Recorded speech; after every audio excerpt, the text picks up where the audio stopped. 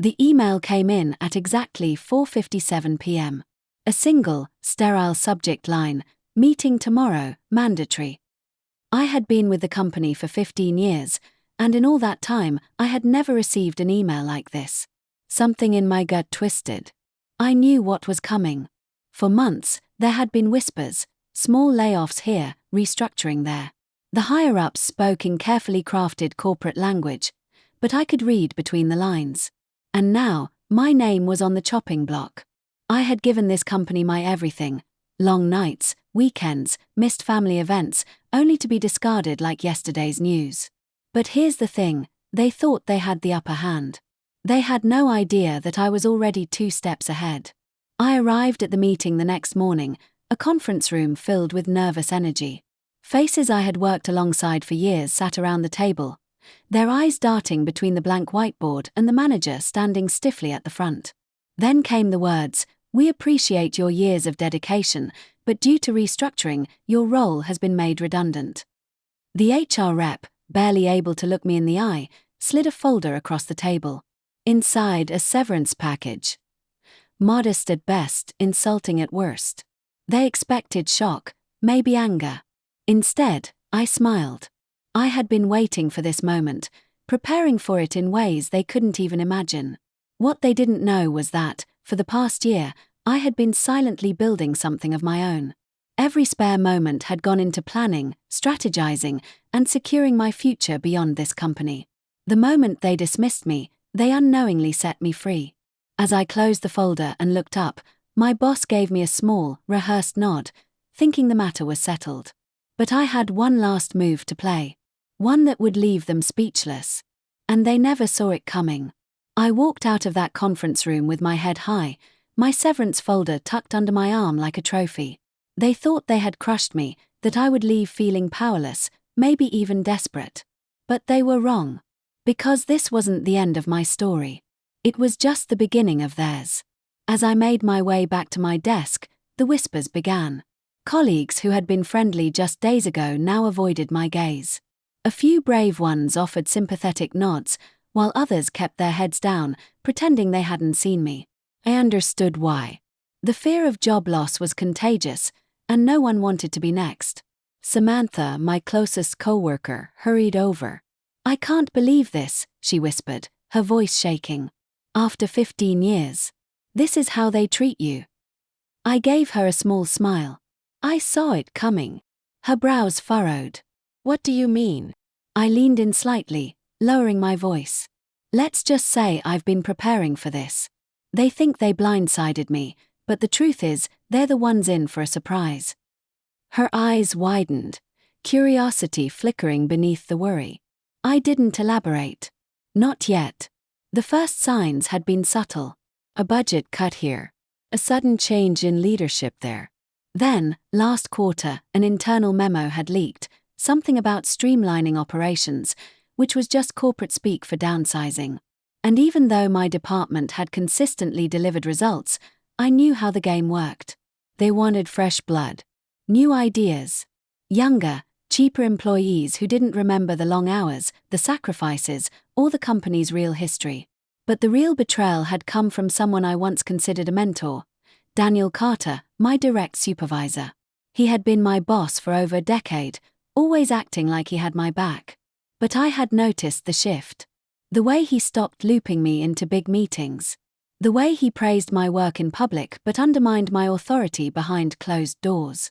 And the biggest red flag. 2 months ago, my access to key client data had been quietly revoked. I had confronted him about it once. "Dan, I don't have access to the client reports anymore. Was there a mistake?"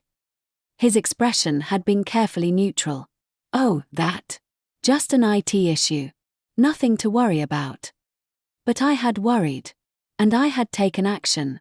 For the last year, I had been working on something in secret. A side business, built from everything I had learned at this company. I had spent nights studying our industry's shifts, seeing where the gaps were, and slowly positioning myself to step into that space. I wasn't just another employee. I had connections, experience, and now, motivation. I had built relationships with our top clients. I knew what they wanted, What frustrated them? I had spent years fostering trust, and I knew one undeniable truth.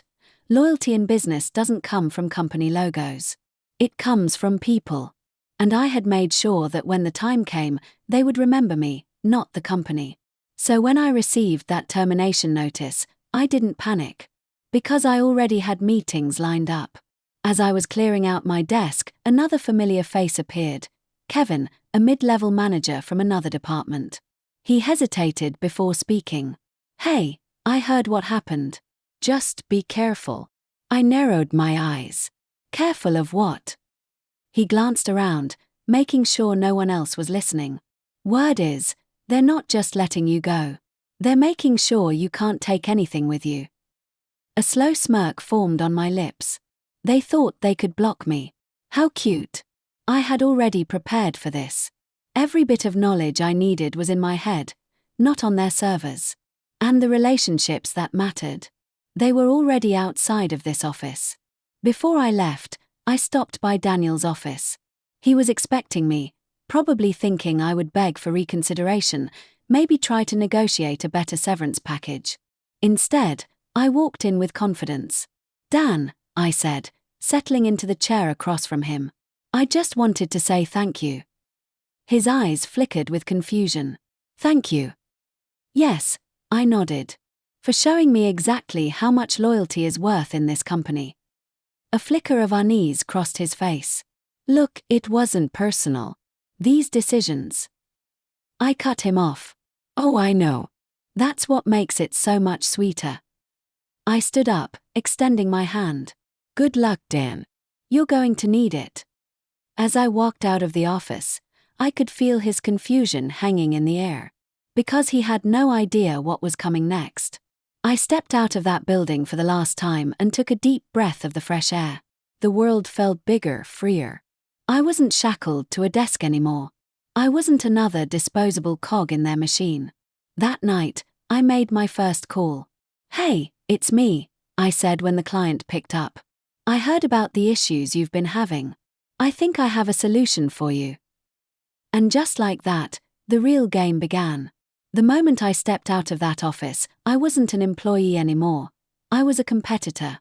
And the company that had tossed me aside like an afterthought had no idea that they had just created their worst nightmare. That first phone call was just the beginning. Over the next 2 weeks, I reached out to every client I had built a relationship with over the years. Some were surprised to hear from me. Others expected it. What they didn't expect, however, was the alternative I presented. "Look," I told them, "I know exactly what you need. I've been handling your accounts for years, and I know the gaps in service that have been holding you back. I'm building something new, something better. And I want you to be part of it." Clients listened. Some hesitated, afraid of cutting ties with a large corporation. But others, they were tired of bureaucracy, of delayed responses, of feeling like just another number on a spreadsheet. They wanted results, and I was offering them exactly that. But as I made my moves, the company started catching on. Started small. An ex-colleague, Samantha, sent me a text. "Heads up, management is talking about you. They're calling clients, trying to get ahead of you." I smirked. Of course, they were. I wasn't just some disgruntled former employee. I was a threat. And threats had to be neutralized. Days later, I received an official-looking letter in the mail, company letterhead, legal jargon, all meant to intimidate me. Cease and desist. Non-compete agreement. Violation of company policies. I chuckled as I read it. They were panicking. They wanted to scare me into stopping before I could do real damage. But they had underestimated me, again. See, I had been preparing for this moment long before they even considered firing me. I had read every document I had signed. I knew exactly where the loopholes were. I called my lawyer, someone I had quietly retained months before my termination. He skimmed the letter and let out a short laugh. "They don't have a case," he said. "They're bluffing. Your non-compete clause is weak, and they can't enforce it the way they're claiming." That was all I needed to hear. While I was growing stronger, my former company was unraveling. I wasn't the only one they had pushed out, and the cracks were starting to show. Samantha kept feeding me inside information. Clients are complaining about the transition, she told me over coffee one afternoon.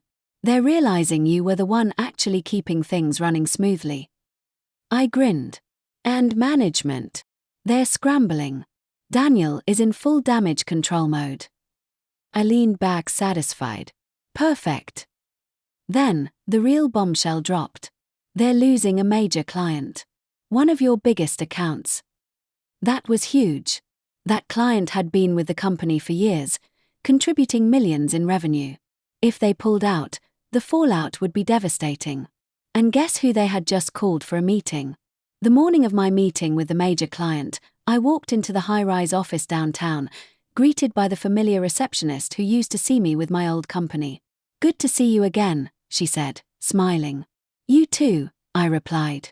But this time, I'm not here as their rep, I'm here as the competition. Inside the boardroom, the client's senior team sat across from me, their expressions serious. We've heard about what you're doing, the CEO said, leaning forward. We also know the issues we've been having since your departure. I didn't gloat. Not yet. I simply laid out my vision. You know my track record. I delivered results for you, and I can continue delivering results, only this time, with complete control over quality, service, and innovation. No more corporate red tape. No more delayed responses. Just solutions that actually work for you. Silence. Then, the CEO nodded. We're interested. That was it. The moment the tides turned in my favor. That same afternoon, I got a call from an unknown number. I let it ring twice before answering. Hello. Michael. It's Daniel. I almost laughed. Of course, it was. I think we should talk, he said. About what? I asked, feigning innocence. A sigh. We know you've been speaking with our clients. Oh. I said, pretending to be surprised. Well, they called me. You're making a mistake, he warned. There's still a chance to resolve this professionally. I leaned against my desk, enjoying the moment. Daniel, let me be clear, you fired me. You underestimated me. And now, you're realizing exactly what I was worth to your company. Silence. I'll make this easy for you, I continued. You let me go, and you assumed I'd disappear. But instead, I'm thriving. And your company. It's falling apart. So, tell me, Daniel, who really made the mistake? He had no answer. And for the first time, I knew I had one. 2 months later, my new business was fully operational. Clients had transitioned, revenue was growing, and my team, composed of some of the best talent I had recruited, was thriving. As for my old company, Samantha sent me one final text. Daniel resigned today. Upper management is in chaos. I smiled, shaking my head. It was only a matter of time. They had tried to cast me aside, thinking I was disposable. Instead, they had unknowingly built their own downfall. And as I looked at the growing empire I was building, I realized one thing. Revenge wasn't about getting even. It was about getting ahead. 2 months had passed, and my new business wasn't just surviving, it was thriving. Clients had followed me, my team was expanding, and the industry was buzzing with whispers about how my old company was struggling. But I wasn't done yet. The real moment of reckoning came when I received an email from an unexpected source, a board member from my former company. Subject: Can we talk? I smirked as I read it. The very people who had dismissed me so easily were now reaching out, scrambling to understand what had gone wrong. They wanted to have a conversation. I was more than happy to oblige. I walked into the same glass-walled corporate office I had left months ago, but this time I wasn't an employee. I was a competitor they desperately needed to understand. The boardroom was filled with familiar faces, executives who had once barely acknowledged me, now visibly tense. Daniel wasn't there. He had resigned in disgrace after losing several high-profile clients. The company was hemorrhaging money, scrambling to repair the damage. The board member, a silver-haired man with a reputation for ruthless efficiency, gestured for me to sit. Michael, he started, his voice measured, we'd like to discuss opportunities. I leaned back, arms crossed. Opportunities. He cleared his throat. We recognized that mistakes were made. Decisions were rushed. And, well, we didn't realize the extent of your value to the company. I nearly laughed. Now they saw my value. Now, after gutting my role, underestimating my impact, and watching their clients walk out the door, I tilted my head. Go on. We'd like to explore the possibility of reuniting in some capacity, he continued. Perhaps a partnership. Or, he hesitated, as if it physically pained him to say it, a potential acquisition of your company. That was their solution. Buying me out. Reabsorbing what they had lost. I let the silence stretch before speaking. Let me get this straight. You fired me. You cut me loose without hesitation. And now that I've built something better, you want to buy me out. The board members shifted uncomfortably. Think about what's best for your future, Michael, another executive chimed in. You could come back in a leadership role. A significant one. I shook my head, amused. You still don't get it, do you? They stared at me, confused. I'm not looking for a way back in, I said. I'm looking forward. And I have no intention of slowing down. The silver-haired board member sighed. Michael, we're offering you a chance to secure long-term stability. I leaned in, my voice steady. You had 15 years to recognize my worth. You didn't. Now, you're paying the price. I stood up, buttoning my suit jacket. My answer is no. The silence in the room was deafening. As I walked toward the door, I paused. Oh, and one more thing, I added. They looked up, dreading what I would say next. Your biggest remaining client. I smirked. They're meeting with me next week. The shock on their faces was priceless. I didn't wait for a response. I walked out of that boardroom, out of that building, and out of their lives, for good. They had dismissed me like I was nothing. But now, they would never forget my name. The moment I stepped out of that boardroom, I felt a sense of closure I hadn't realized I needed. The same company that had tossed me aside was now desperate to win me back. But I wasn't interested. This wasn't about revenge anymore. It was about proving, to myself and to them, that my worth had never depended on their validation. They needed me. I didn't need them. Over the next few weeks, the industry buzzed with rumors. Employees at my former company were panicking, unsure of their futures. More clients started reaching out, interested in what I was building. The company's stock price took a hit, and whispers of an internal shakeup began to circulate. And me. I was too busy winning to care. My new business wasn't just a reaction to being fired, it was something greater. I had built a company on integrity, efficiency, and actual care for the clients we worked with. No corporate politics, no unnecessary bureaucracy, just results. I brought in some of the best people from my old network.